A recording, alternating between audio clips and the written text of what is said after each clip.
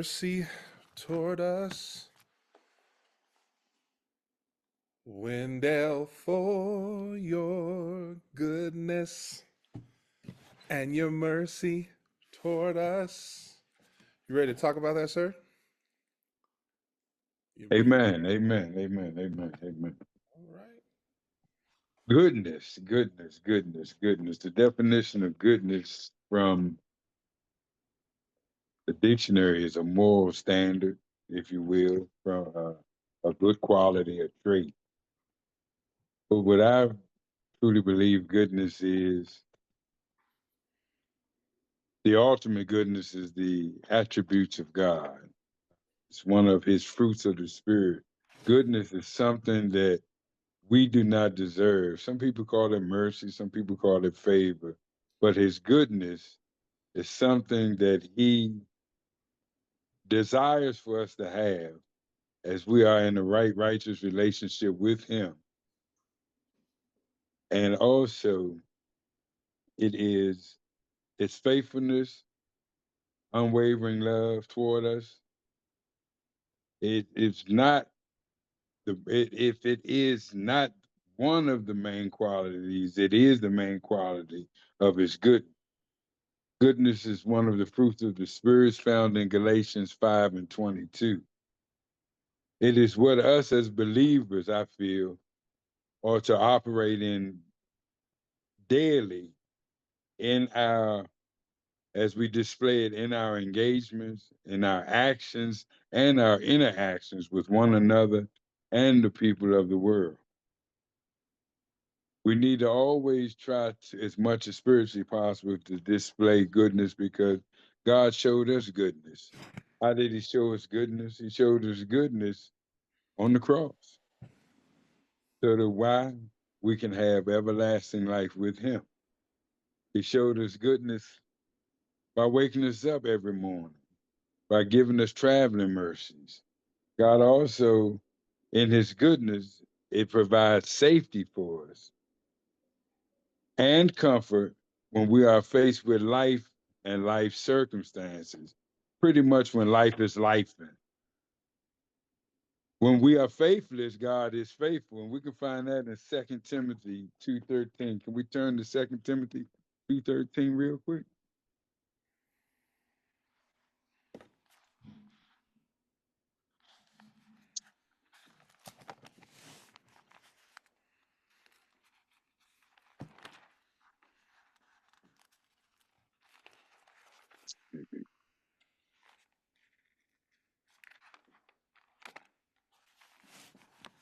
You ever say amen? 2 Timothy 2:13 reads, if we are faithless, he remains faithful, for he cannot deny himself. And what I got out of that, Paul is appealing to the suffering. Paul is appealing. Paul appeals that suffering for Christ will be followed by glory. So if we suffer with Christ as Christ suffered, we shall reign with Christ. And that's nothing but goodness that allows us to be able to partake in that.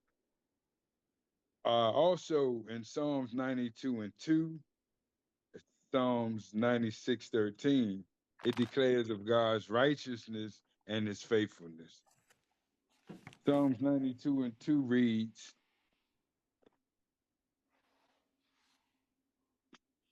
92,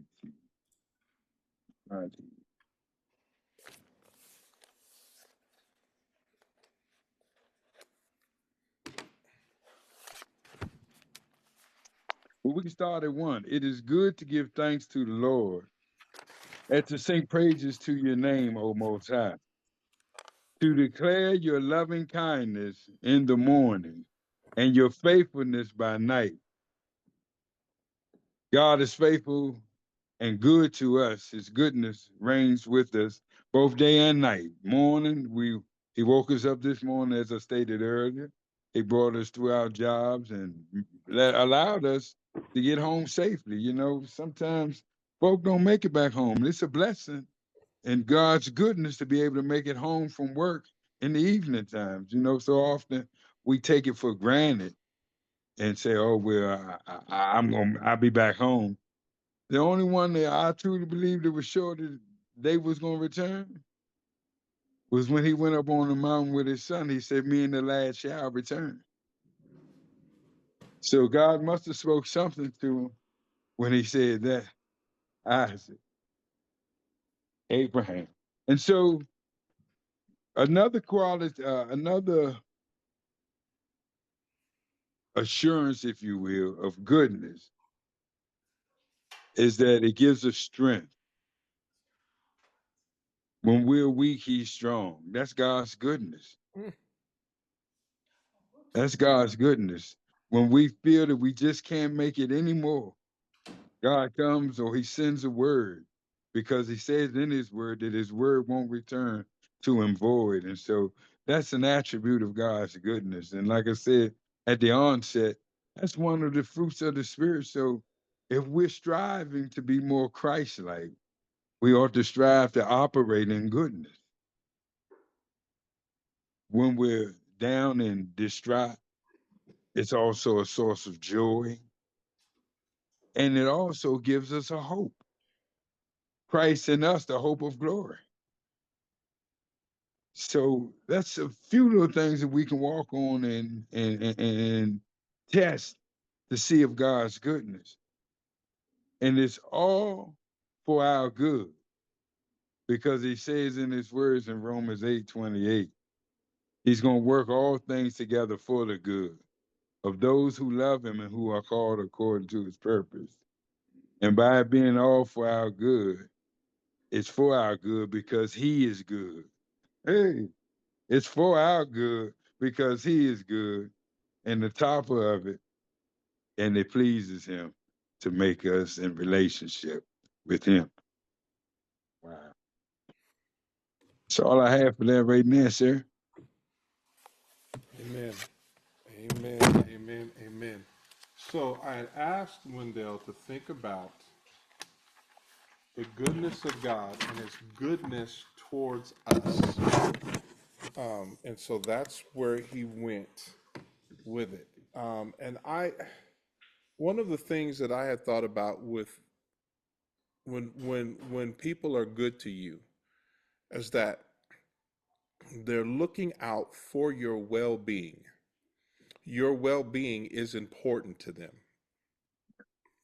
Your quality of life, so to speak, is important to them. Yeah. And when I think of the goodness of the Lord towards us, that's what I think of. I think of, and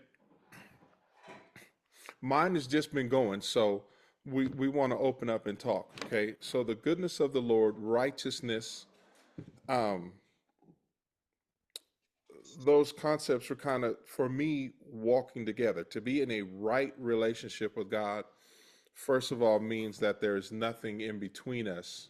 For me, right, as I'm thinking, there isn't anything really in between us that is keeping us from walking in an intimate relationship, that's keeping us apart from one another. Like, we it helps us to understand that sin is our the acts of sin are acts that